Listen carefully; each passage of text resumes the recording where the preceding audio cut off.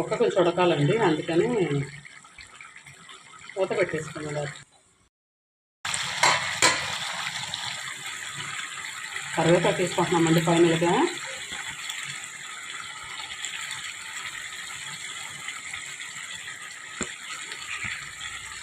మంట తగ్గించుకోవాలండి.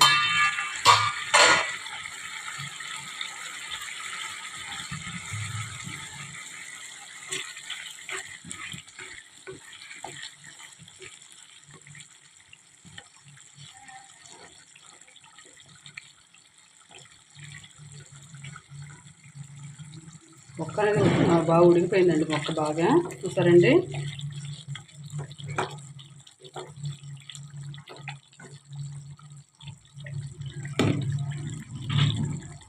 ముందుగా గోంగూర అనేది ఉడకబెట్టుకొని పక్కన పెట్టుకున్నాం కదండి రుబ్బి. సో చూసారండి ఎంత బాగా నలిగిపోయిందో. అది అనేది వేసేసుకుంటున్నాము. యమ్మీ గోంగూర చికెన్ అండి. చూసారా, వాసనకి ఎంత ఊరుతుంది అంటారు.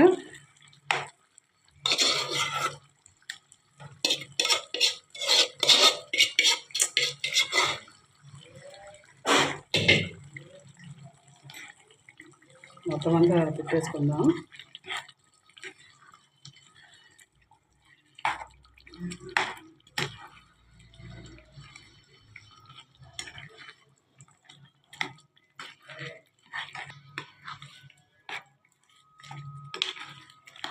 చూసారండి ఎంత కలర్ఫుల్గా ఉందో అండి. ఇంత రుచిగా కనిపిస్తుందండి.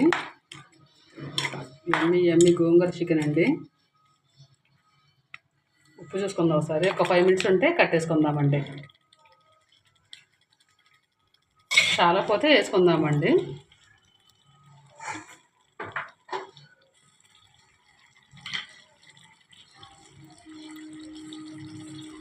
చాలేదండి, అందుకే సో వేసుకున్నాము.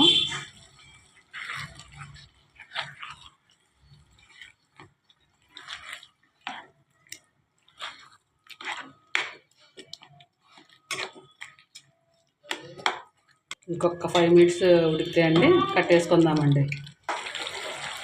చూసారండి యమ్మీ గోంగూర చికెన్ అండి రెడీ అయిపోయింది. టేస్ట్ కూడా సరిపోయిందండి. ఇప్పుడు స్టవ్ అనేది ఆఫ్ చేసేసుకుందాము.